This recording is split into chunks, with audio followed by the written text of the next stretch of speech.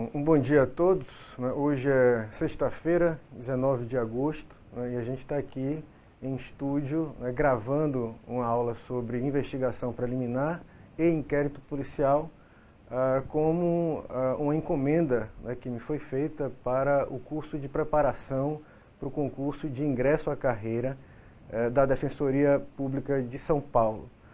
Há coisa de 15 dias, talvez um pouco mais, né, recebi o convite do querido amigo Tiago Pagliuca, né, para integrar esse projeto, né, que me encantou desde o primeiro momento, né, de compor o corpo docente de um curso de preparação para este concurso, né, oferecido totalmente de graça, né, para, enfim, pessoas que eventualmente não têm condição de arcar com o custo de um curso caro, né, de um curso de preparação para concurso que normalmente é caro, né, e também para minorias, né, segundo soube. Então, não poderia deixar de contribuir, desde já agradecendo também a colaboração da Escola Superior de Advocacia da OAB Bahia, né, que é quem viabilizou a filmagem, a gravação dessa aula nos estúdios contratados para os seus próprios cursos.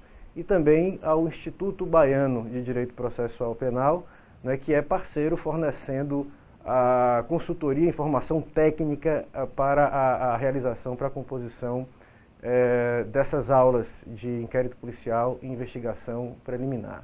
Então eu devo também pedir desculpas a vocês, né, os meus alunos que ainda não estão me ouvindo, pela pouca experiência, talvez, com esse modelo de aula, né? Sempre resisti muito a participar de cursos de preparação para concurso, né? Em função das críticas que tenho, junto com uma série de outros juristas, a esse modelo de seleção de servidores para as carreiras jurídicas, né? E não tenho o traquejo ainda, isso está em construção, na verdade, sobretudo para essa tarefa de falar para uma câmera sem interagir com os meus alunos, né, sem poder ver, olhar nos olhos de quem é destinatário, de quem está, na verdade, dialogando comigo.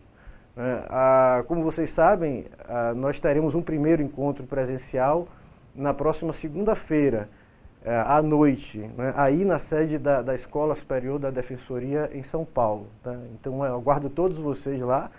E essa aula gravada, segundo as informações do Tiago, vocês vão assistir um pouco depois, talvez ainda no curso da semana. Então, feitas essas introduções, né, eu preciso dizer também, né, que me apresentar um pouco, né, para vocês. Né, eu sou promotor de justiça atuando na área criminal aqui em Salvador já há muitos anos, sou membro do Ministério Público da Bahia há mais de 20 anos, hoje atuando na assessoria criminal do Procurador-Geral, né? E leciono Direito Processual Penal como professor adjunto da disciplina na Universidade Federal da Bahia e fui fundador e hoje membro, né? Fui presidente e hoje sou membro do Instituto Baiano de Direito Processual Penal, uma instituição que tem prestado relevantes serviços à ciência jurídico-processual penal na Bahia e no Brasil. Bom, então vamos começar logo, né, a enfrentar o tema, né, sobre investigação preliminar e inquérito policial. Né? Esse título ele é composto dessa maneira, né, porque, na verdade, o inquérito policial é apenas um instrumento dentro do nosso modelo, né, do sistema brasileiro de investigação preliminar. Né? O conceito de investigação preliminar é mais abrangente. A gente poderia dizer que o inquérito é uma espécie do gênero investigação preliminar. A primeira tarefa, portanto, é a gente tentar explicar qual é a razão de ser, dentro do direito processual penal, da própria investigação preliminar, da qual o inquérito, repito, é apenas um modelo. Na verdade, a investigação preliminar ela está intimamente relacionada com uma das condições para o exercício da ação penal. Né? Como nós já vimos ou veremos na aula de segunda-feira, um dos grandes desafios da ciência processual penal contemporânea é tentar construir ou tentar reconstruir como um dos fundamentos da disciplina, junto com o estudo dos princípios do processo penal, é tentar reconstruir uma teoria do processo, né, mas que seja uma teoria do processo penal totalmente apartada, totalmente desvinculada de qualquer ideia de teoria geral do processo. Por motivos que vocês já sabem, né, a vinculação do processo penal a uma teoria geral do processo tem feito muito mal à disciplina e muito mal à atuação da própria justiça criminal, né, que confunde as coisas, né, que utiliza muitas vezes uma base conceitual que foi produzida para o processo civil para um modelo de solução de conflitos, que é o modelo da justiça penal, que trabalha, ou pelo menos deveria trabalhar, com uma lógica completamente diferente. Esses temas da teoria do processo que nós precisamos reconstruir, né, são exatamente as noções de ação, jurisdição e processo. Nós precisamos construir categorias próprias em relação a esses temas. Ora, e uma das peculiaridades, né, que aponta para a necessidade dessa reconstrução, né, uma das peculiaridades do sistema ou do funcionamento da justiça criminal é que a própria instauração do processo, né, o próprio exercício por parte do acusador da ação penal, né, já coloca o acusado, né, já coloca a pessoa que responde à acusação numa situação extremamente difícil. Né. O professor Aury Lopes Júnior, nós vamos nos referir muito a ele durante a exposição, é dono, talvez não, no Brasil seguramente, o melhor trabalho sobre investigação preliminar já publicado. Ele chama a atenção para essas circunstâncias graves, né, da instauração de um processo em relação à pessoa acusada de delito. Né. Ele teria, por exemplo, uma estigmatização social, né, a marca de responder a um processo, maculando sua imagem pública, uma estigmatização jurídica. A gente sabe, por mais que o processo penal esteja pautado pelo princípio do estado de inocência, nós sabemos que ainda existem uma série de obstáculos jurídicos, né, desde o acesso a concursos públicos, a obtenção de determinados benefícios processuais, pelo só fato de alguém estar sendo processado criminalmente, e o sofrimento pessoal mesmo, né, o estado de prolongada ânsia que a instauração do processo produz.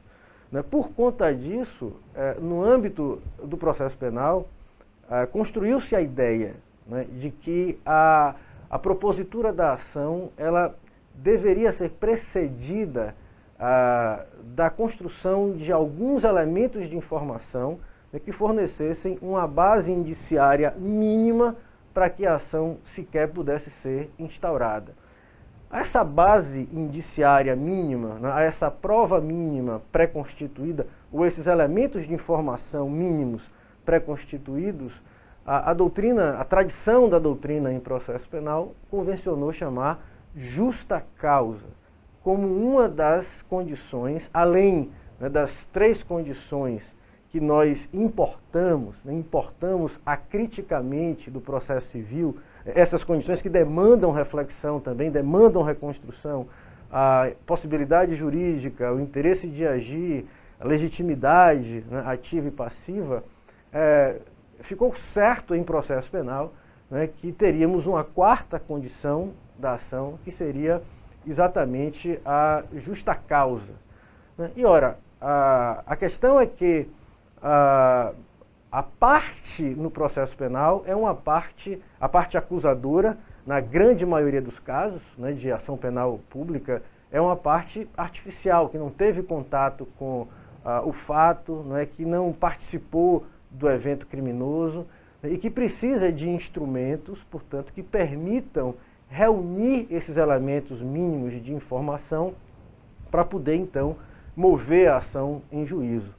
Os mecanismos de investigação preliminar, dentre os quais figura o inquérito policial, são instrumentos que vão viabilizar isso, né? São instrumentos que vão permitir que algum órgão do Estado reúna essas informações para poder, então, viabilizar o exercício da ação penal.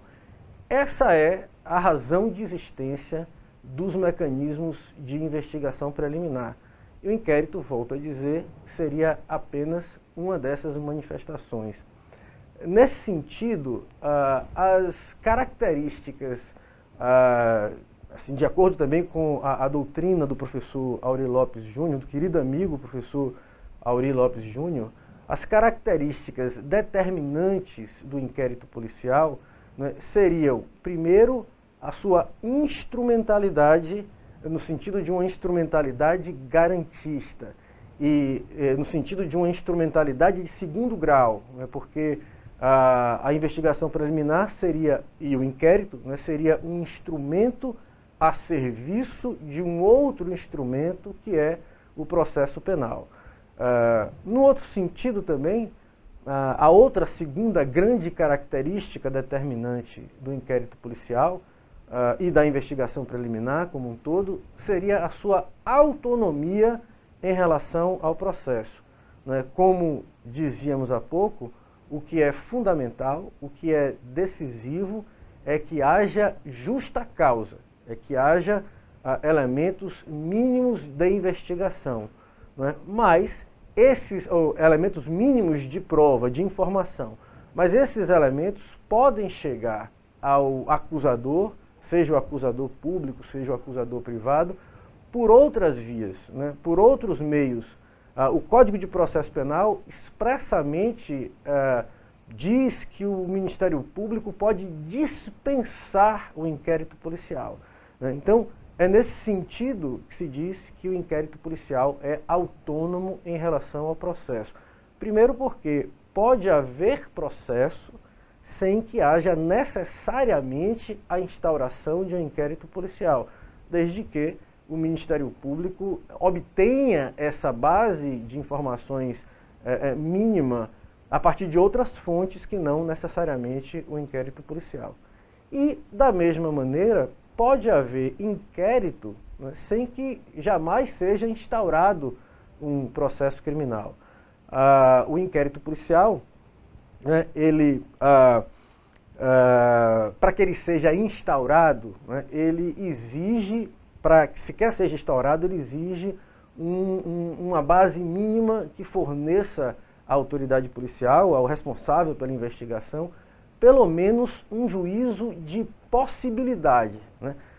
No sentido de haver um equilíbrio entre indícios pró e indícios contra a necessidade de investigação. A partir daí, toda a investigação vai se dirigir em torno dessa notícia de crime, no sentido de tentar construir, lá ao final da investigação, um juízo de probabilidade, em que haja mais indícios em desfavor da pessoa investigada, do indiciado, do que indícios em seu favor.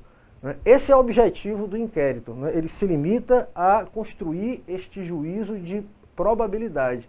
Ora, caso, eventualmente, depois de toda a atividade de investigação, não haja êxito em reunir esses elementos de informação nesse nível da probabilidade, o destino do instrumento de investigação vai ser o arquivamento. Então pode haver inquérito sem que haja jamais a instauração de um processo criminal.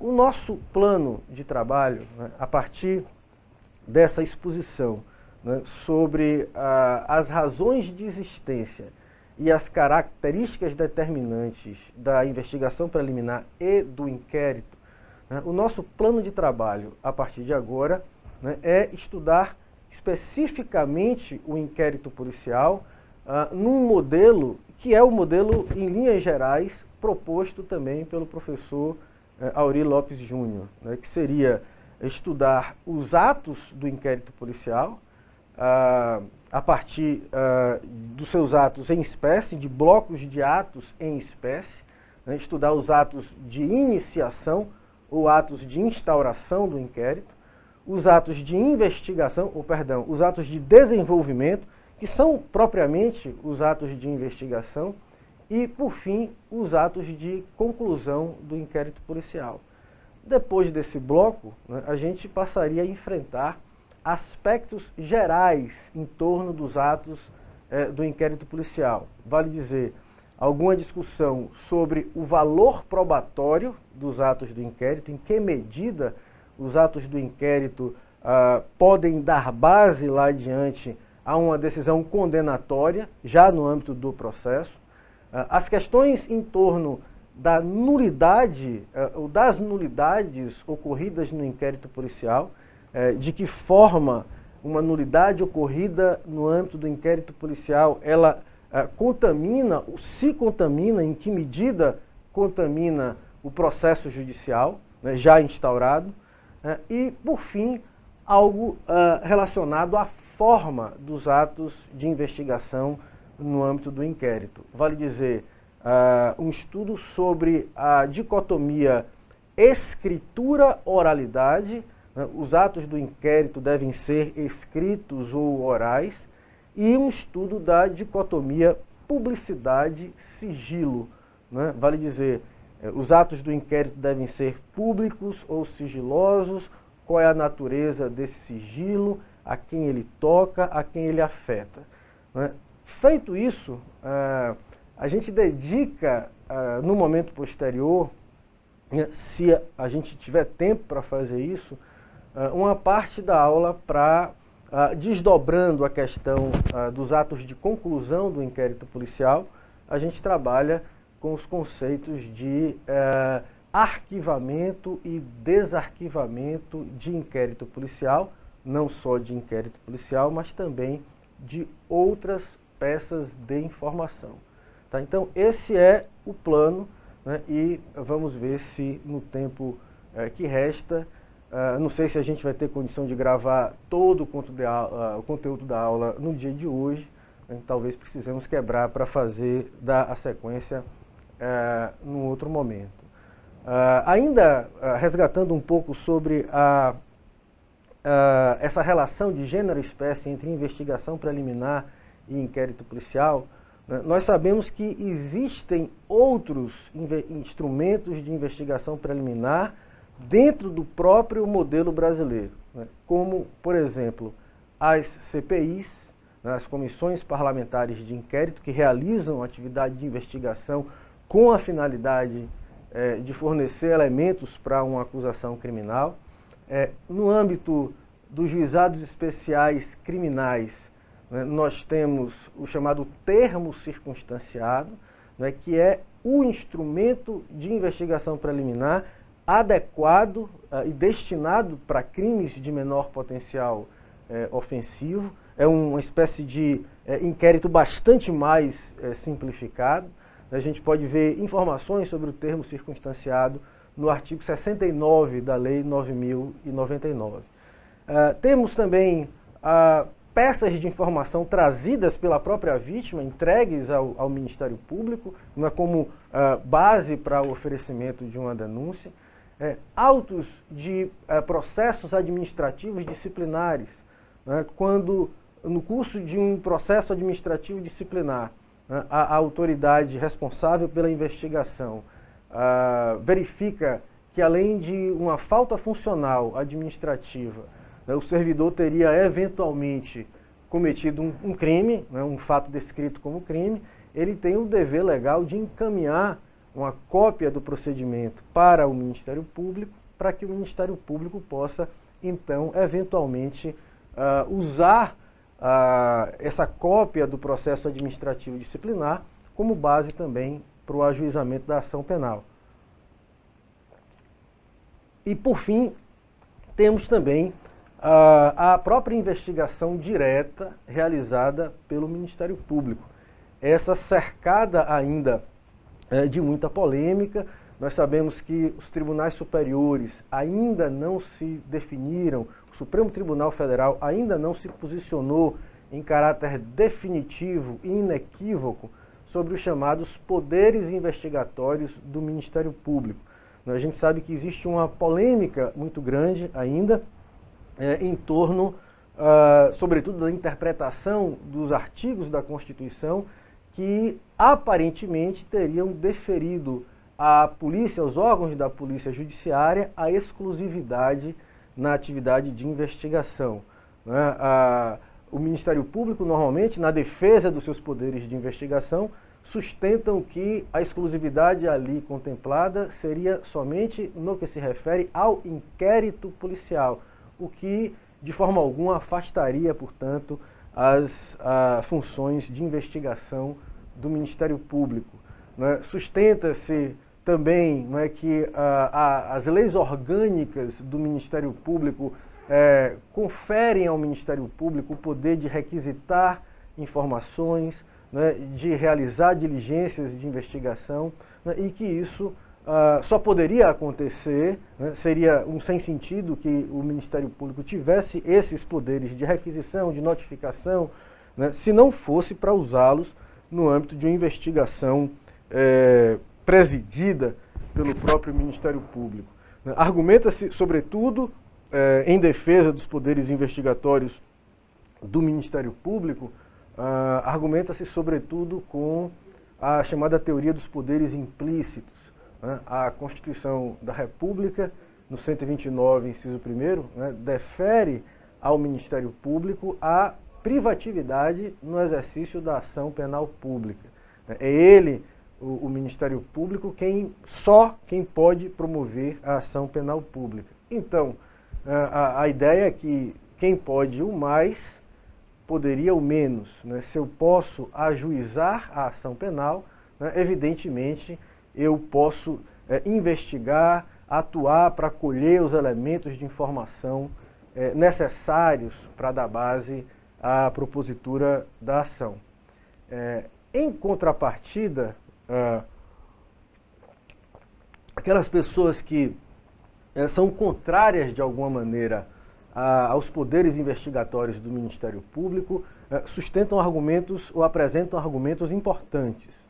Primeiro, o fato de não haver uma regulação legal sobre como se procede a investigação do Ministério Público, algo que não ocorre, por exemplo, com o inquérito policial.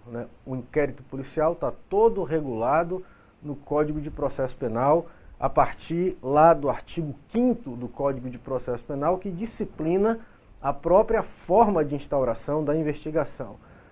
Tem prazos determinados, tem um elenco de diligências de investigação que estão à disposição da autoridade policial. E não há nada semelhante em termos de lei produzida pelo Congresso Nacional, que é quem pode legislar sobre processo penal, não há nada semelhante em relação à investigação direta do Ministério Público. A aplicação, por alguns defendida, a aplicação analógica das regras do inquérito à investigação direta do Ministério Público, para muitos encontraria o obstáculo de ser uma aplicação analógica de normas que de alguma maneira restringem direitos fundamentais. O inquérito policial tem um caráter de constrição, pode levar até mesmo, no curso do inquérito, a uma prisão, como, por exemplo, no caso da prisão temporária. Então, são normas que restringem direitos fundamentais, permitem apreensão de objetos, permitem notificação de pessoas e até para uma eventual condução para a apresentação, enfim, de testemunhas e vítimas. E isso tudo, portanto, esse conjunto de normas precisaria ser interpretado restritivamente, não permitindo, portanto, analogia para ser aplicado às investigações do Ministério Público. Sabemos que o Conselho Nacional do Ministério Público, o CNMP, baixou há alguns anos uma resolução, que é a resolução número 13 do CNMP, regulamentando a investigação direta do Ministério Público. O que, para os críticos, não parece ser o bastante, porque o CNMP estaria aí, curiosamente, reconhecendo a necessidade de regulamentação, mas dando uma regulamentação que não se pode aplicar porque invadiria ou estaria invadindo a competência do Poder Legislativo da União, que é quem tem, repito, competência para legislar sobre processo penal, e ninguém discute que regular um instrumento de investigação seria de fato tarefa do direito processual penal, seria um objeto do direito processual penal. Por fim, fala-se ainda que a investigação direta do Ministério Público, ela permitiria, a possibilidade de investigação direta, permitiria uma superposição de investigações, né? O sujeito, eventualmente acusado de delito, poderia estar sendo investigado pela polícia, pelo mesmo fato, né? Pela polícia, pelo Ministério Público e ainda, eventualmente, por outros órgãos, como, por exemplo, pelo Congresso, por uma CPI. Isso produziria o que a doutrina chama de múltipla persecução penal, né, com prejuízos graves à ideia de ampla defesa, né? Ninguém consegue se defender bem se é objeto de uma persecução penal vinda assim avassaladora por parte de 3 órgãos. Né? E por fim mesmo, ainda falando de defesa no inquérito policial, há quem fale que permitir que o Ministério Público realize investigações diretas significa desequilibrar a ideia de contraditório como paridade de armas, né? Porque nós teríamos o Ministério Público podendo realizar atividade de investigação, mas a defesa sem poder fazer isso. Nós sabemos que em outros modelos de processo penal de outros países, a defesa pode, o advogado de defesa pode realizar, tem poderes para isso, né, para realizar uma investigação no âmbito do seu próprio escritório, uma investigação paralela à investigação do Ministério Público. E nós não temos isso aqui. Então, conferir poderes investigatórios ao Ministério Público criaria também outro embaraço. Um problema que, para mim, parece particularmente importante, né, é a falta total de definição, né, dos critérios que permitiriam que o Ministério Público investigasse de forma superposta à Polícia Judiciária. Em que casos o Ministério Público pode investigar? Em que casos o Ministério Público não deve investigar? Não há qualquer regulação a esse respeito, e o que nós percebemos é que isso fica muitas vezes ao arbítrio do próprio Ministério Público, que escolhe aquilo que pretende investigar, dando ensejo também a muitas críticas sobre a seletividade na definição daquilo que se pretende, daquilo que se quer investigar. Se a ação penal é privativa, a ação penal pública é privativa do Ministério Público, né, isso daria para o Ministério Público poderes implícitos de investigação, né, a gente precisaria lembrar também que a ação é um dever do Ministério Público. Né? Se há, portanto, poderes implícitos, deveria haver deveres implícitos também. Né? Significa dizer que o Ministério Público que pretende investigar alguma coisa, em princípio deveria também investigar tudo e qualquer coisa, né? Todos os crimes, e não escolher a investigação que pretende instaurar. Daí a necessidade premente, né, de haver regulação nesse sentido, né, para evitar investigações superpostas, permitir que o Ministério Público investigasse, mas somente naqueles casos em que a polícia, em caráter complementar, né, somente naqueles casos em que a Polícia Judiciária não quisesse ou não pudesse investigar por qualquer razão. Nesse sentido, a investigação direta do Ministério Público seria de enorme valia para que a instituição cumpra a sua tarefa constitucional de controle externo da atividade policial. Né? Me informam aqui no estúdio que estamos chegando ao final desse primeiro bloco.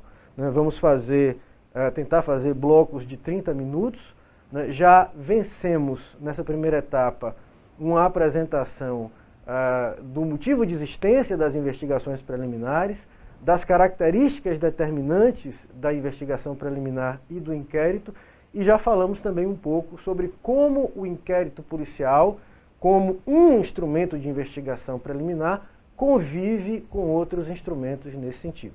Vamos então para o intervalo e no próximo bloco voltamos com os atos de instauração do inquérito policial. Bom, voltamos para o segundo bloco, né, dessa aula sobre investigação preliminar, né, no inquérito policial. No primeiro bloco trabalhamos com as razões de existência da investigação preliminar, as suas características determinantes e algo sobre o inquérito policial como uma das manifestações, como um grande instrumento, o preferencial, sem dúvida o mais importante no modelo brasileiro, instrumento de investigação preliminar, mas convivendo com outros que precisaram também, em alguma medida, ser enfrentados, né? Agora a tarefa é, como dito, a gente começar a enfrentar por blocos os atos do inquérito policial, né, a partir dos atos de instauração, né, de instauração do procedimento em que consiste o inquérito policial, né. Desde já é importante a gente abrir um parágrafo, um parênteses, para falar um pouco dessa natureza jurídica de procedimento do inquérito policial. Né? Como a gente sabe, o inquérito ele é uma série ou sucessão de atos. Uma série ou sucessão de atos que se assemelha à série ou sucessão de atos de um processo judicial. Então a gente tem que encontrar alguma diferença no procedimento, que é o inquérito policial, ou entre o procedimento e o processo, que permita distingui-lo, que permita dizer que o inquérito não é um processo criminal, mas apenas um procedimento. Isso porque, em doutrina, a gente escuta, ouve a palavra procedimento em dois sentidos diferentes. Primeiro, se fala de procedimento como a forma específica que um processo criminal irá assumir, a forma com que os atos processuais vão estar articulados. Um processo criminal pode, portanto, seguir a forma procedimental do procedimento ordinário, ou do procedimento sumário, ou do procedimento sumaríssimo, ou de algum procedimento especial. Então, fala-se nesse sentido de procedimento como forma do processo. Num outro sentido, que é aquele que nos interessa, fala-se de procedimento como algo diferente de processo, como algo que se parece com o processo, mas que não pode se confundir com ele. A doutrina, de um modo geral, tem apresentado como critério distintivo, que permite a gente dizer estou diante de um processo e não apenas de um mero procedimento, é exatamente a existência de uma pretensão, de o desejo de alguém, no caso do autor, de submeter o interesse alheio, no caso o interesse do acusado, ao seu próprio interesse. Se a gente consegue perceber isto numa série ou sucessão de fatos ou de atos processuais, podemos dizer que estamos diante de um processo. Se não há isso, é muito provável que estejamos diante de um procedimento, de um simples procedimento. E se a gente olhar para o inquérito policial, a gente não percebe isso, não percebe ainda uma pretensão formulada, uma pretensão apresentada, mas apenas, e esse é o ponto sobre o qual toda a atividade de investigação vai girar, o elemento central do inquérito policial, que o tipifica, não é uma pretensão, mas é o que a doutrina chama de notícia de crime, ou, para quem gosta dessas expressões latinas, a chamada notitia criminis. É isso que tipifica o inquérito, que permite a gente dizer que a gente não está diante de um processo, mas de um procedimento. Um procedimento de que espécie? Essa é a segunda pergunta. Um procedimento de que natureza? Porque a gente sabe que no âmbito do poder judiciário, o próprio juiz também pode presidir procedimentos. né, ou realizando uma atividade atípica, a atividade administrativa eventualmente conferida aos juízes. Então, no caso do inquérito, nós estamos diante de um procedimento administrativo ou de um procedimento judicial. Não há dúvida, né, que estamos diante de um procedimento administrativo, né, porque na forma da lei, está lá no artigo 4º do Código de Processo Penal, né, quem preside o inquérito policial é uma autoridade policial dos chamados órgãos da Polícia Judiciária, né? Essa expressão polícia judiciária, ela precisa ser entendida, né? De um modo geral, a atividade de polícia, no seu aspecto mais geral, é algo que a gente conhece a partir do direito administrativo, né? A atividade de polícia, ou o poder de polícia, é o poder ou a atividade de restringir direitos individuais em nome do interesse coletivo, né? Assim, se alguém está vendendo mercadoria estragada no seu estabelecimento, né, os órgãos da polícia sanitária, né, a polícia que tem por finalidade, a atividade de polícia que tem por finalidade preservar o interesse público, saúde, vai lá e interdita o estabelecimento, restringe aquela atividade, restringe, portanto, o direito individual do proprietário do estabelecimento de explorar aquela atividade comercial. Então a gente vai ter várias espécies de atividade de polícia conforme o interesse público que se persiga, o interesse público que se busque. No âmbito da segurança pública, a gente tem, portanto, uma polícia de segurança que vai agir, que vai atuar, restringindo direitos individuais em busca de alcançar ou de atingir o interesse público segurança, né, para a coletividade. A busca da segurança no âmbito da atividade de polícia, por outro lado, ela se divide em duas grandes áreas, né? A chamada polícia preventiva, que é aquela que realiza o patrulhamento ostensivo para evitar que o crime aconteça. Nos Estados Unidos, por exemplo, é o guarda de quarteirão. Aqui no Brasil, porque a gente tem essa loucura de ter duas polícias, uma polícia civil e uma polícia militarizada, né? A atividade de polícia preventiva é normalmente atribuída à polícia militar, embora a gente saiba que cada vez mais se pretende atribuir atividades de investigação, funções de investigação à polícia militar. Isso é um perigo no meu modo de ver. E a polícia que deveria perseguir o crime depois que ele já aconteceu. A gente chama de atividade de polícia repressiva, né, que coincide com a ideia de polícia judiciária. Não porque esses órgãos eles façam parte do Poder Judiciário, mas porque eles estão encarregados de auxiliar, né, os órgãos do Poder Judiciário exatamente nessa atividade de investigação preliminar. O que diz a lei é que a Polícia Judiciária, as funções de Polícia Judiciária, elas estão atribuídas às autoridades da Polícia Civil, no âmbito dos estados e do Distrito Federal, e à Polícia Federal para os crimes da competência da União. Então, o inquérito é um instrumento, é um procedimento administrativo. O juiz atua no inquérito policial, sim, eventualmente, e apenas com a finalidade de garantir direitos fundamentais da pessoa acusada de delito. A função do juiz é circunstancial, é episódica no inquérito policial.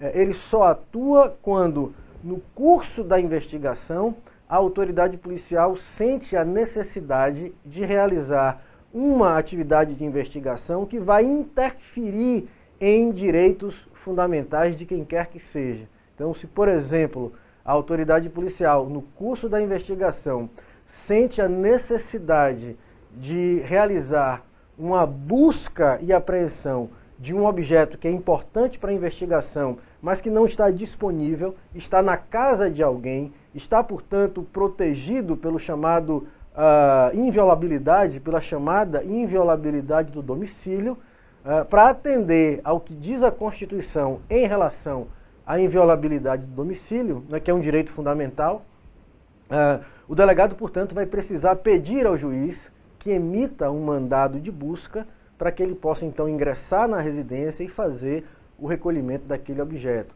Da mesma maneira, se a autoridade policial sente a necessidade de realizar uma interceptação telefônica, né, deve dirigir uma representação ao juiz, que aí então vai decidir, mais uma vez, como garantidor dos direitos fundamentais daquela pessoa, se decreta ou não a quebra do sigilo.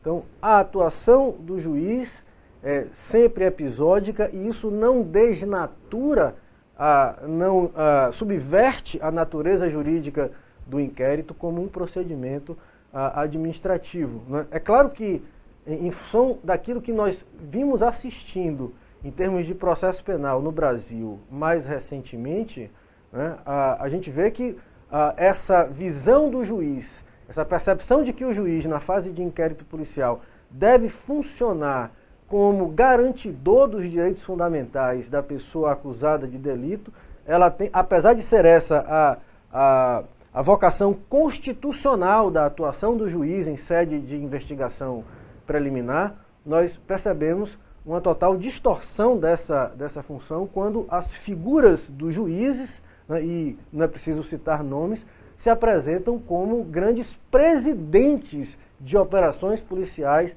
realizando, portanto, de forma destacada uma atividade que muito se confunde com a atividade do Ministério Público e da própria Polícia Judiciária. Mas ninguém contesta que a partir da Constituição e a partir do que existe de melhor em doutrina em processo penal, a função do juiz, sob pena dele abrir mão da sua imparcialidade, né, como parece ser o caso nesses episódios recentes, deve servir apenas para garantir os direitos fundamentais da pessoa investigada e de quem quer que tenha os seus direitos fundamentais afetados pela investigação. Portanto, é certo que o inquérito tem natureza de procedimento administrativo, né, e que será instaurado, portanto, a partir de determinados critérios que a lei estabelece, por uma autoridade policial, membro da Polícia Judiciária ou da Polícia Civil dos Estados ou da Polícia Federal. Mas quais são os requisitos, né? O que é necessário para instaurar um inquérito policial?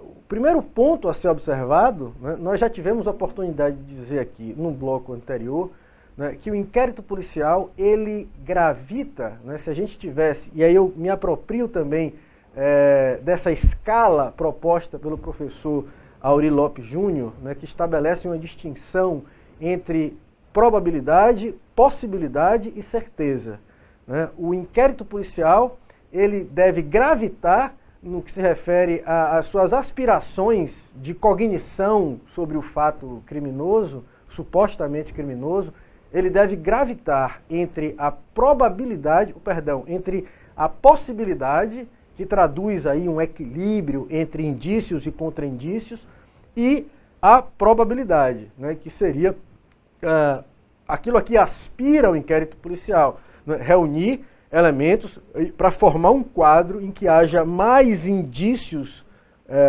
pró-acusação do que indícios contra. O processo criminal, por outro lado, ele só pode ser instaurado a partir de um juízo de probabilidade, em que haja indícios razoáveis, né, da autoria, prova da materialidade, e ele almeja chegar a um juízo de certeza. Vejam só, não é verdade absoluta, mas é certeza, onde haja elementos que permitam uma condenação com segurança. Mas para a formação desse juízo de certeza, é necessário, é constitutivo do juízo de certeza, que a atividade instrutória no processo passe pelo crivo do contraditório e da ampla defesa, algo que não acontece no âmbito do inquérito policial. Por isso é que o inquérito policial não pode almejar chegar à certeza, mas apenas a um juízo de probabilidade. Isso é importante para a gente ter em mente que a própria instauração do inquérito policial demanda um juízo de possibilidade. isso dá ao inquérito policial também uma função de garantia, na medida em que veda a investigação por prospecção. Eu vou instaurar o inquérito aqui contra fulano, beltrano ou cicrano para ver se eu consigo descobrir alguma coisa. Eu vou investigá-lo previamente para ver se então eu consigo descobrir alguma coisa que eventualmente ele tenha praticado. O inquérito policial, para ser instaurado, ele demanda, como primeira grande necessidade, uma notícia de crime que seja capaz de construir, de permitir um juízo de probabilidade, ou de possibilidade, né? Então, a partir daí é que a autoridade policial vai decidir se instaura ou se não instaura o inquérito policial. Um outro detalhe importante é que, para além dos motivos que justificam a instauração do inquérito policial, a gente precisa refletir também um pouco sobre as peças, os instrumentos que inauguram o procedimento, né? O inquérito policial só pode ser instaurado a partir de duas peças. Ou se instaura a partir de um auto de prisão em flagrante, né?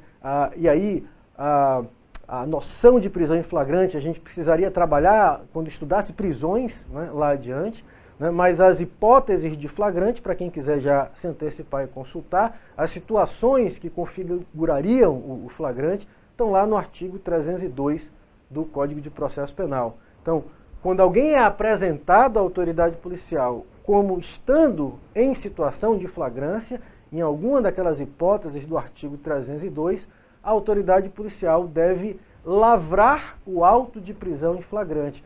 E aquilo ali já é a peça inaugural de um inquérito policial. Não há nenhuma necessidade de instaurar por outra forma. E não é possível lavrar um auto de flagrante sem necessariamente instaurar um inquérito policial, né? Lavrado o auto de prisão em flagrante, a autoridade policial vai continuar realizando outras diligências de investigação que acaso se façam necessárias. Mas ali já se tem a ideia de que a notícia de crime chegou para ele, chegou viva, né? Chegou constrangida na forma de uma pessoa trazida presa em flagrante. Em todos os outros casos em que a autoridade policial tenha conhecimento de um crime que não seja numa situação de flagrância delitiva, quando alguém é apresentado a ele preso, ele deve instaurar o inquérito policial através de uma peça que é chamada de portaria, que tem um texto simples, né, chegando 5 linhas, um parágrafo de 5 linhas, chegando ao meu conhecimento que no dia tal, às tantas horas, houve um crime assim, assim, assado, determino a instauração de inquérito policial para apuração. E ali, às vezes, no despacho, ele já dá algumas, já decide, já determina algumas diligências investigativas iniciais, né? Então, as peças que inauguram o inquérito policial serão sempre um auto de prisão em flagrante ou uma portaria. Então a gente já sabe que é necessário uma notícia de crime cercada de um juízo, que permita um juízo de possibilidade, e já sabe que a instauração será feita formalmente, será formalizada ou por um auto de flagrante ou por uma portaria. Mas a lei estabelece alguns requisitos, alguns critérios adicionais, né, para a instauração do inquérito policial, vinculados à natureza da ação penal que será futura e eventualmente exercitada para o processamento daquele crime, né? Então, eu tenho determinados critérios, percebam, para a investigação, para a instauração da investigação, se o crime que eu estou investigando ou que eu pretendo investigar é um crime de ação penal pública, sendo de ação penal pública, se é um crime de ação pública condicionada ou incondicionada, ou ainda se for um crime de ação penal privada. O que está por trás disso, a lógica que está por trás disso, é muito simples, é muito fácil de compreender. Se o crime é de ação penal privada, ele depende da vítima. O exercício da ação penal depende da vítima. Então, não há porquê, e a gente sabe que a ação penal privada é disponível, a vítima decide se e quando vai processar, claro, dentro do prazo decadencial. Então, não faz sentido que o Estado mobilize o seu aparato, que o Estado mobilize as forças da Polícia Judiciária para investigar um crime de ação penal privada, quando a vítima, desde já, não pretenda ajuizar a ação penal e não autorize sequer a instauração do inquérito policial. Por isso é que o legislador entendeu por vincular alguns critérios adicionais para a instauração do inquérito policial, a depender da natureza da ação penal que será exercitada. Isso tudo está tratado no artigo 5º do Código de Processo Penal de uma forma não muito clara, né? Por isso, o que eu pretendo fazer é ler muito rapidamente o dispositivo legal para vocês e aí a gente tentar mapear aqui, botando de um lado as espécies de ação penal e do outro lado os instrumentos ou os requisitos adicionais que o artigo 5º estabelece para cada uma dessas espécies de ação penal, certo?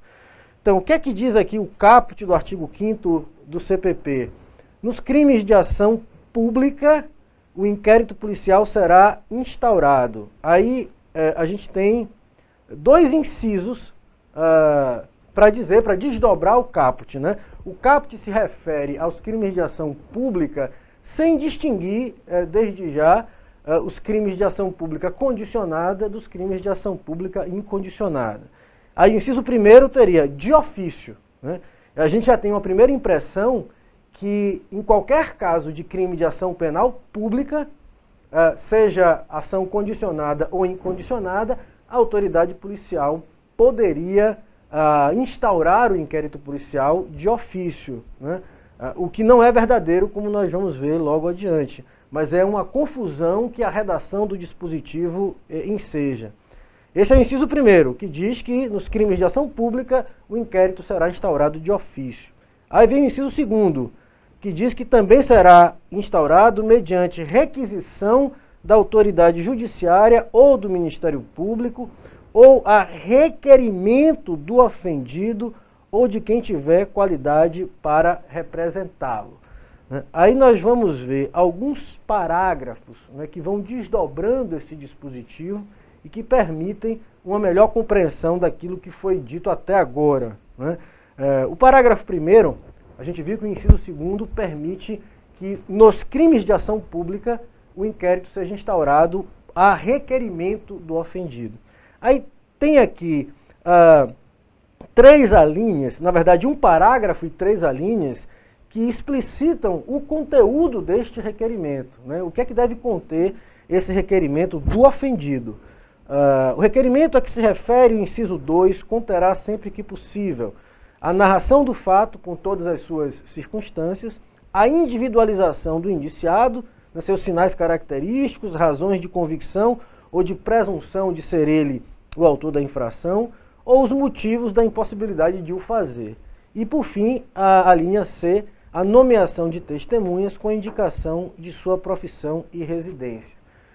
O que é importante a gente perceber é que esse parágrafo primeiro impõe uma forma específica ao requerimento do ofendido para pedir a instauração de inquérito policial, por enquanto, nos crimes de ação penal pública. Aí diz o parágrafo 2º do artigo 5º, do despacho quem indeferir o requerimento de abertura de inquérito, caberá recurso para o chefe de polícia. Como a gente sabe, número 1, não existe mais na estrutura do Estado brasileiro, em lugar nenhum, a figura do chefe de polícia. Quem faz as vezes de chefe de polícia com competência, né, com atribuições para receber esse tipo de recurso, são os secretários de segurança pública dos estados, ou alguma autoridade com poderes delegados pelos secretários de segurança, como delegados gerais, enfim. Mas é um dispositivo que está em franco desuso, né, porque ninguém o utiliza, ninguém lança a mão deste recurso quando tem um requerimento de instauração de inquérito indeferido.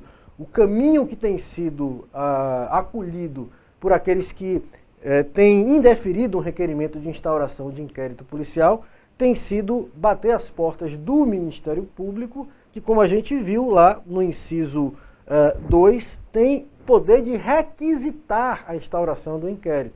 Vale dizer, de emitir uma ordem para que a autoridade policial realize a instauração, certo?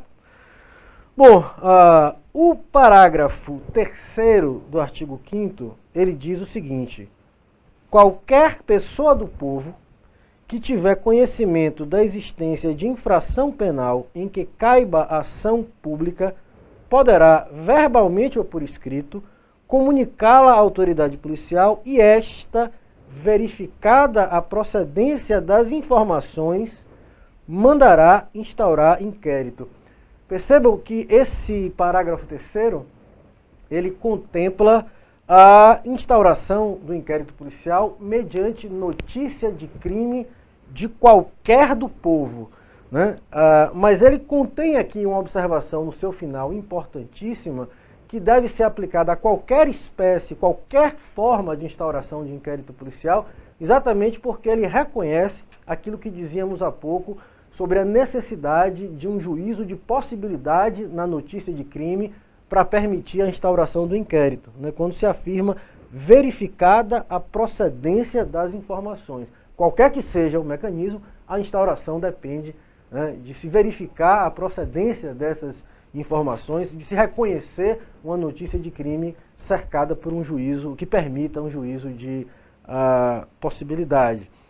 Parágrafo 4º diz o seguinte: o inquérito nos crimes em que a ação pública depender de representação, a gente está falando aqui de ação pública condicionada à representação, não poderá sem ela ser iniciado. Esse parágrafo 4º já esclarece um pouco do caput do artigo 5º, né, que permite a instauração de ofício, no inciso 1º, em qualquer caso de ação penal pública.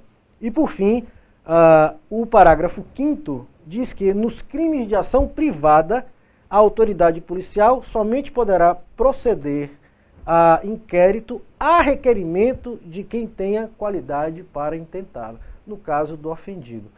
À luz desses dispositivos, a gente pode ensaiar aqui no quadro um esquema vinculando ou relacionando as diversas espécies de ação penal com as providências, com as exigências da lei para a instauração do inquérito policial.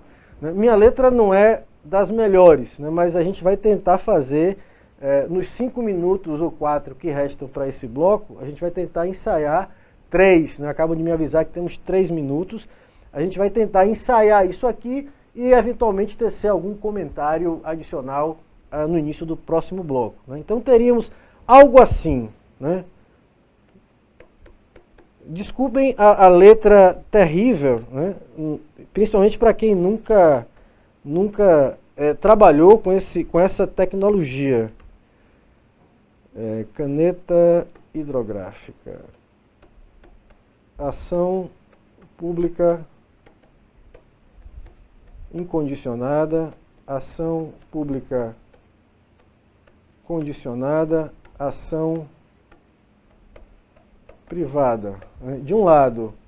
Do outro lado, quais são os instrumentos ou quais são os requisitos estabelecidos pela lei para todos os que vimos, né, para a instauração de inquérito policial. A gente viu que ele pode ser instaurado de ofício, a gente viu que ele pode ser instaurado por requerimento do ofendido, vimos que ele pode ser instaurado por requisição do MP, vimos que pode ser instaurado por requisição do juiz, né? E vimos que ele pode ser instaurado por representação do ofendido e, por fim, vimos que ele pode ser instaurado por notícia de crime de qualquer pessoa do povo, não foi isso? Então, à luz das regras que vimos no artigo 5º, né, para os crimes de ação penal pública incondicionada, né, a gente tem que eles podem, sem dúvida alguma, eles podem ser instaurados, o inquérito policial pode ser instaurado de ofício, né? Vimos também que ele pode ser instaurado mediante requerimento do ofendido, né? Vimos que ele pode ser instaurado por requisição do Ministério Público, também por requisição do juiz, embora haja algumas ressalvas a fazer, né, aqui em relação a esse poder de requisição do juiz, né? Vimos que ele pode, mas não precisa ser requerido, ser instaurado por representação do ofendido, e vimos também que ele pode ser instaurado através de notícia de crime de qualquer do povo. Então, o que a gente tem é que, nos crimes de ação pública incondicionada, todos esses instrumentos, todos esses meios, mecanismos, autorizam a instauração do inquérito policial. A gente vai dar um break agora para voltar no próximo intervalo, mas antes eu queria aproveitar os segundos aí que restam para falar, como disse, do poder de requisição do Ministério Público e do poder de requisição do juiz. Requisição é ordem para a instauração. Não cabe à autoridade policial dizer que não vai instaurar. Isso, em princípio, né, a recusa na instauração poderia acarretar em responsabilidade criminal e em responsabilidade administrativa para a autoridade policial que se recusa a fazer isso, né? Mas a gente tem acompanhado em jurisprudência uma clara tendência no sentido de não reconhecer a repercussão criminal, senão quando estivesse configurada uma hipótese de prevaricação, né, com os requisitos subjetivos do tipo próprio. Vamos deixar para retomar essa discussão. Me informaram aqui que o tempo se acabou de vez e vamos retomar a discussão no próximo bloco. Bom, retomamos aqui já para o terceiro módulo dessa aula, né, e a gente interrompeu quando fazia aqui o cruzamento, né, as relações entre os diversos mecanismos de instauração de inquérito policial previstos no artigo 5º e as diversas espécies de ação penal pública incondicionada, condicionada e ação penal privada. Dizíamos que a ação penal pública incondicionada pode ser instaurada de ofício, né, quando a notícia de crime chega à autoridade policial na sua própria atividade rotineira, né, por requerimento do ofendido, né, por requisição do Ministério Público, por requisição do juiz, por representação do ofendido, né, ou por notícia de crime de qualquer do povo. Estávamos comentando sobre o poder de requisição do juiz e do Ministério Público para a instauração de inquérito policial. Dizíamos que, em princípio, o desatendimento a essas requisições, que são ordens, podem gerar responsabilidade criminal, desde que fique configurada uma situação de prevaricação, fique claro que o desatendimento à ordem não foi mera e simples desídia, né, mas atendeu algum desejo pessoal da autoridade policial, né, e também pode repercutir do ponto de vista administrativo. Mas nada impede que a autoridade policial se recuse com justas razões de instaurar, de cumprir a ordem, entendendo que não há aquele juízo de probabilidade ou de possibilidade que permite a instauração do inquérito policial, né, e eventualmente enfrente as consequências pelo desatendimento a uma ordem e busque a absolvição, seja num eventual processo criminal ou num processo administrativo disciplinar. No que se refere especificamente à requisição do juiz, e isso vale para qualquer espécie de ação penal, né, desde muito tempo a doutrina de orientação garantista já tem firmado posição, e isso tem sido reconhecido pela jurisprudência e tem sido reconhecido também por uma doutrina, até mesmo pela doutrina mais conservadora em processo penal, né, que os poderes de requisição do juiz para a instauração de inquérito policial não foram recepcionados pela Constituição da República, que acolheu, como a gente sabe, o sistema acusatório de processo penal e retirou do juiz toda e qualquer função de parte, né? Exatamente porque quando ele age como parte, ele abre mão da sua imparcialidade. Então temos como certo hoje que o juiz não tem poder de requisitar a instauração de inquérito policial. Se eventualmente ele recebe uma representação, o que ele deve fazer é encaminhar, se ele recebe uma notícia de crime, o que ele deve fazer é encaminhar isto para o Ministério Público para que o Ministério Público requisite a instauração de inquérito policial. Muito bem, e em relação à ação penal pública condicionada, né, o que nós vimos é que existe um dispositivo aqui, um dos parágrafos no artigo 5º, é o parágrafo 4º, que diz: o inquérito nesses crimes em que a ação penal depender de representação não poderá sem ela ser iniciado. Então, está certo, não é, que em relação aos crimes de ação penal pública condicionada, o inquérito jamais poderá ser instaurado de ofício pela autoridade policial, né, e também não poderá ser realizado, não poderá ser instaurado por notícia de crime de qualquer do povo. Né? Mas pergunta-se, pode ser instaurado por requerimento do ofendido? Né? A lei, nós vimos, fala expressamente em representação do ofendido. Qual é a primeira diferença entre o requerimento e a representação? Como já dissemos, o requerimento é uma peça que está sujeita a determinados requisitos de forma que estão aqui estabelecidos no parágrafo 1º do artigo 5º do Código de Processo Penal. É necessário a narração do fato, com todas as circunstâncias, individualização do indiciado, tudo aquilo que já vimos. A representação tem sido entendida em doutrina e jurisprudência como algo muito mais simples, que não exige nenhum requisito rigoroso de forma. Há, inclusive, algumas decisões reconhecendo que a simples presença da vítima na delegacia para construir um boletim de ocorrência, isso já deve ser entendido como representação. A representação seria qualquer manifestação de vontade válida no sentido de ver iniciada a persecução penal. Naquela tela em que estávamos trabalhando, né, eu até refiz aqui o desenho para ficar um pouco mais apresentável, né?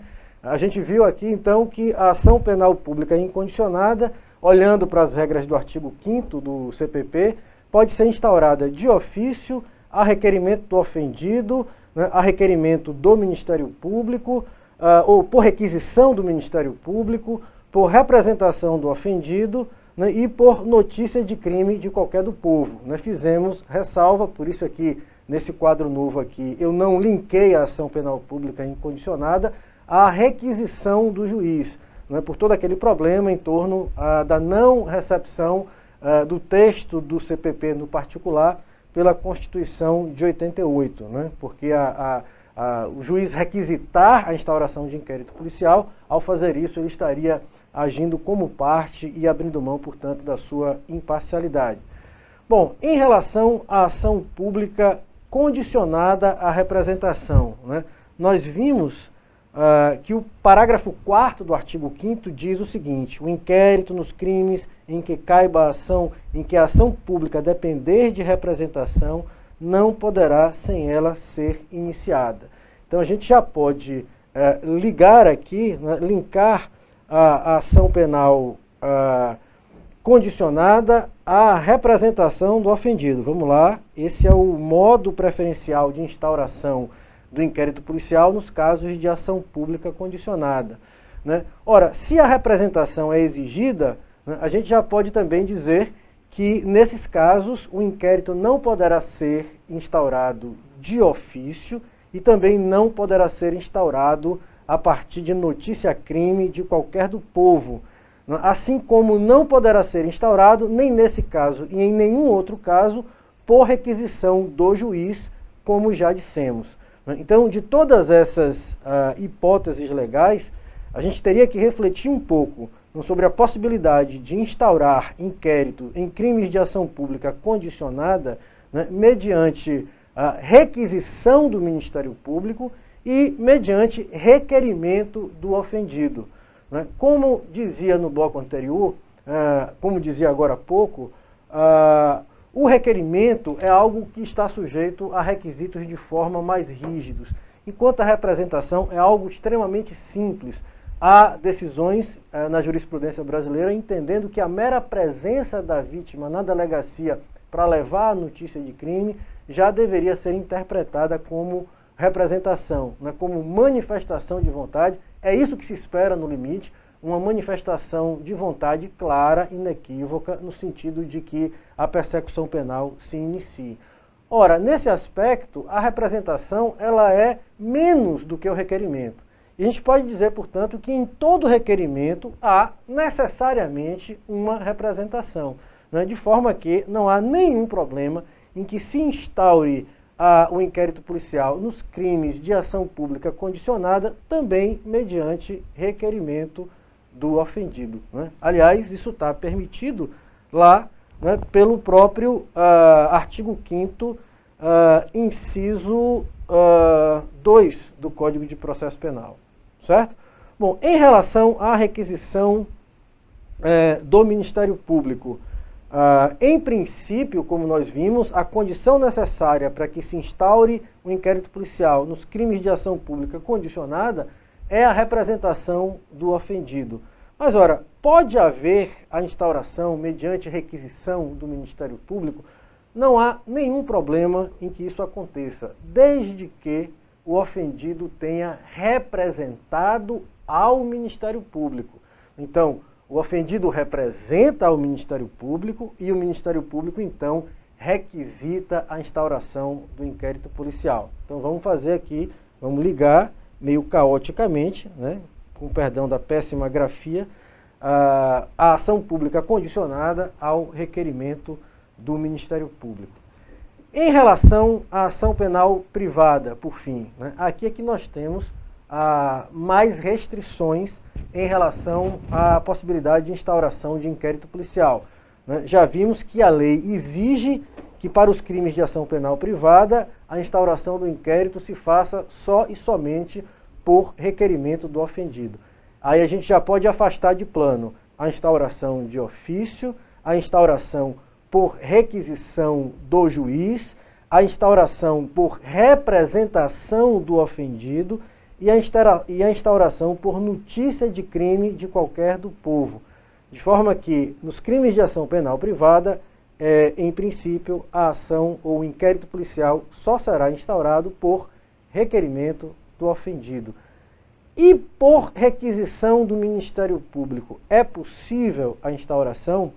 Aqui vale o mesmo que dissemos em relação aos crimes de ação penal pública condicionada.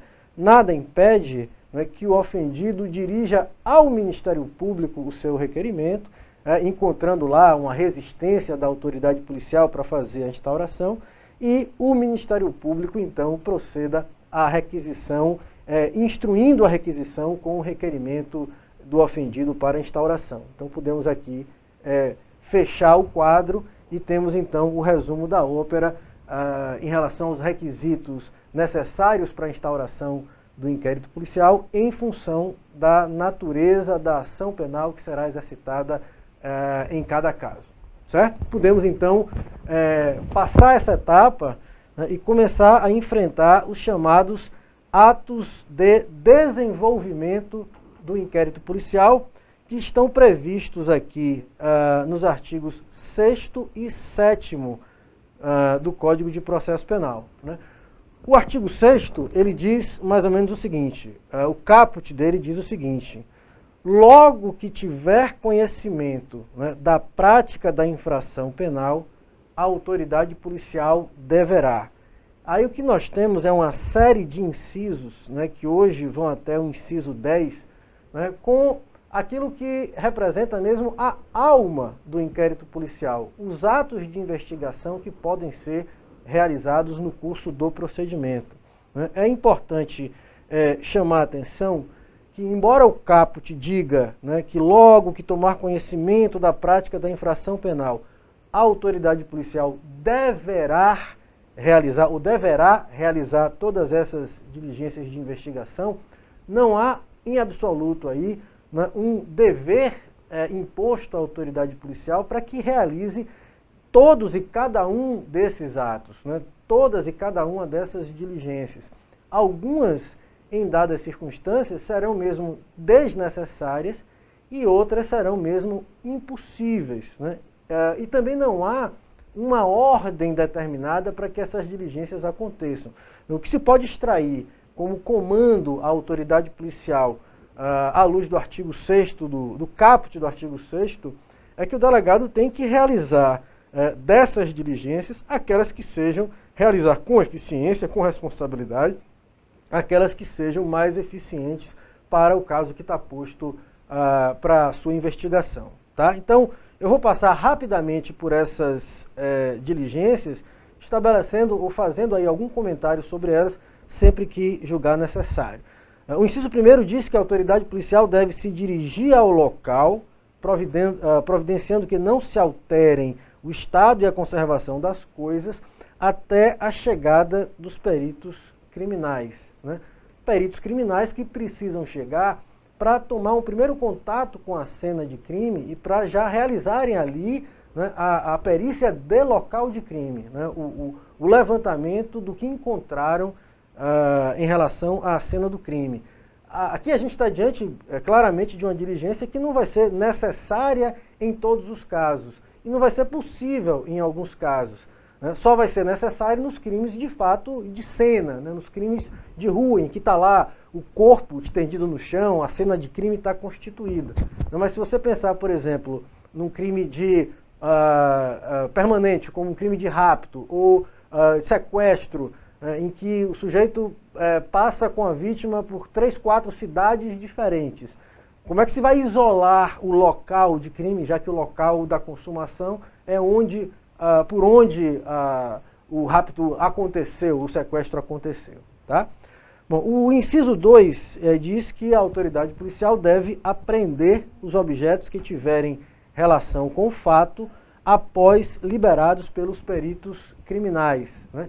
Esses objetos, eles devem ficar sob a guarda da autoridade policial, eles integram os autos do inquérito policial, né, e depois vão integrar, como a gente vai ver, o inquérito policial ele deve instruir a peça inicial acusatória, esses objetos então passam a integrar o próprio ou os próprios autos do processo, caso, evidentemente, esse inquérito resulte na deflagração de uma ação penal.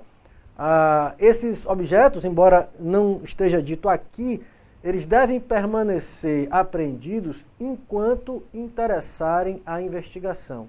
Lá adiante, o Código de Processo Penal disciplina um incidente que é o chamado incidente de restituição de coisa apreendida, que permite ao proprietário, ao legítimo proprietário das coisas que foram apreendidas, pedir à justiça que lhes devolva esses objetos, né, com algumas restrições, né? Por exemplo, se aquilo que foi apreendido é droga, evidentemente, né, não vai poder ser restituído para o seu proprietário. O inciso 3º diz que a autoridade policial deve colher todas as provas que servirem para o esclarecimento do fato e suas circunstâncias. O que a gente percebe, olhando para os meios de prova admitidos em direito, é que o que faltou aqui, na verdade, e que está contemplado, ou estaria contemplado nesse inciso 3º, seria fundamentalmente a prova testemunhal, né? A autoridade policial deve ouvir pessoas que tenham alguma informação sobre o fato criminoso. O inciso 4º fala de ouvir o ofendido. A gente está aqui diante, mais uma vez, de uma diligência que pode não ser possível, né? Pense-se, por exemplo, no crime de homicídio, né? Homicídio consumado. Como é que se vai ouvir o ofendido se não há ofendido para ser ouvido? O inciso 5º diz que a autoridade deve ouvir o indiciado com observância, no que for aplicável, das disposições próprias para o interrogatório judicial, né? Vale dizer, com observância do direito ao silêncio, né? Do direito de não produzir prova contra si mesmo. O artigo 6º, ou o inciso 6º, fala de proceder a reconhecimento de pessoas e coisas, né? Proceder a acariações, são diligências que estão tratadas também no capítulo sobre prova no Código de Processo Penal e devem seguir, portanto, aquela mesma regulação. ele deve determinar, se for o caso, que se proceda a exame de corpo de delito, né, e a quaisquer outras perícias. Também são provas que precisam ser realizadas desde já, sob pena de os indícios desaparecerem. O inciso 7º fala de ordenar a identificação do indiciado pelo processo datiloscópico e, se possível, fazer juntar aos autos a sua folha de antecedentes. Esse dispositivo ele precisa ser compreendido à luz, primeiro, do que diz a Constituição, o artigo 5º, inciso 58 da Constituição Federal, que diz textualmente, né, que o indivíduo que já for, o acusado, que já for civilmente identificado por qualquer instrumento válido de identificação, não será submetido à identificação criminal. Todavia, a legislação ordinária, ela tratou de dar regulação a esse dispositivo constitucional, né, e aí nós temos, primeiro, a Lei 12.037 de 2009 e, posteriormente, a Lei 12.654 de 2012. Né? Essas leis, elas disciplinam, de alguma maneira, as hipóteses de reconhecimento ou de identificação policial, não sendo possível a identificação civil. Infelizmente, a gente não tem tempo aqui para enfrentar todas essas hipóteses, né? Mas o que a gente percebe da leitura dos dispositivos da Lei 12.037 é que se buscou o reconhecimento ou a identificação criminal naqueles casos em que a identificação civil é defeituosa, né? Uma carteira de identidade rasurada, a existência de várias identidades, a apreensão de várias identidades na posse do indivíduo que está sendo identificado, circunstâncias que tornam insegura ou insuficiente a identificação civil. Nesses casos, a autoridade policial estaria autorizada a realizar a identificação criminal pelo processo datiloscópico, né, das impressões digitais, e também por fotografias. A Lei 12.654, né, de 2012, instituiu, na verdade, como mecanismo de identificação criminal, o fornecimento de material genético. Né? E aí também a gente não tem, infelizmente, tempo para fazer uma crítica mais aprofundada a esse diploma legal, mas se vocês consultarem, sobretudo o artigo 3º, né, vão ver que ela traz inovações perigosíssimas, como, por exemplo, a possibilidade de coagir o indivíduo, de retirar à força o seu material genético diante da sua recusa em espontaneamente fornecê-lo, o que definitivamente viola, no nosso modo de ver, princípios elementares da Constituição, a começar exatamente pelo direito de não produzir prova contra si mesmo. Tá? Bom, o inciso 9 diz que a autoridade policial deve averiguar a vida pregressa do indiciado sob o ponto de vista individual, familiar, social, sua condição econômica, sua atitude e estado de ânimo antes e depois do crime, durante ele, quaisquer outros elementos que contribuam para a apreciação do seu temperamento e caráter. Para além disso ser um conto de fadas, né, nenhuma autoridade policial vai disponibilizar tempo para fazer uma pesquisa sociológica, psicológica, um tratamento quase que multidisciplinar em relação ao acusado. Para além disso, ainda que fosse possível isso, a gente está aqui diante de um resquício autoritário que também não deve ser reconhecido como recepcionado pela Constituição de 88, porque milita aí claramente na direção de um direito penal de autor e não na direção de um direito penal democrático, que deve ser um direito penal preocupado com o fato especificamente. Por fim, como inovação trazida pela lei recentíssima, a 13.257 de 2016, a gente tem o inciso 10º que diz que o delegado deve colher informações sobre a existência de filhos, respectivas idades e se possuem alguma deficiência, e o nome e o contato de eventual responsável pelos cuidados dos filhos, indicado pela pessoa presa. né? E aqui a gente tem, por fim, o artigo 7º, como dizíamos, né, que consagrou, sabe-se lá por quê, destacando um dispositivo separado, né, um artigo separado, destacou aqui a possibilidade de haver, a possibilidade de fazer uma reprodução simulada do fato, né, para verificar a possibilidade de haver a infração sido praticada de determinado modo, né? Mas já diz a lei, ao final do dispositivo, é que a reprodução simulada não será realizada se ela atentar contra a moralidade ou contra a ordem pública, né? Ninguém vai cogitar, por exemplo, reproduzir de forma simulada uma briga num estádio de torcida com 20 mil pessoas. E ninguém vai cogitar reproduzir de maneira simulada, por exemplo, um crime de natureza sexual, um estupro, enfim, algo que atente contra as noções de moralidade. Então, essas seriam as diligências previstas no âmbito do Código de Processo Penal. Nós sabemos que a legislação extravagante tem criado novos instrumentos de investigação, como a Lei de Combate a Organizações Criminosas, a própria Lei de Interceptações Telefônicas, a Lei 9296, a Lei de Entorpecentes, que criam mecanismos, a Lei de Combate a Organizações Criminosas, sobretudo, que criam mecanismos extremamente invasivos, de constitucionalidade duvidosa, mas essa é matéria para ser explorada ao se discutir sobre prova no processo penal, como a delação ou a colaboração premiada, a infiltração, a atuação de agente infiltrada, a ação controlada, que permite a autoridade policial não realizar prisões num determinado momento para realizar em momento posterior. São todas essas técnicas de investigação que extrapolam, portanto, o rol previsto aqui nos artigos 6º e 7º do Código de Processo Penal, que estão previstas em legislação extravagante, e são também diligências de investigação tomadas muitas vezes, realizadas muitas vezes no curso de inquéritos policiais.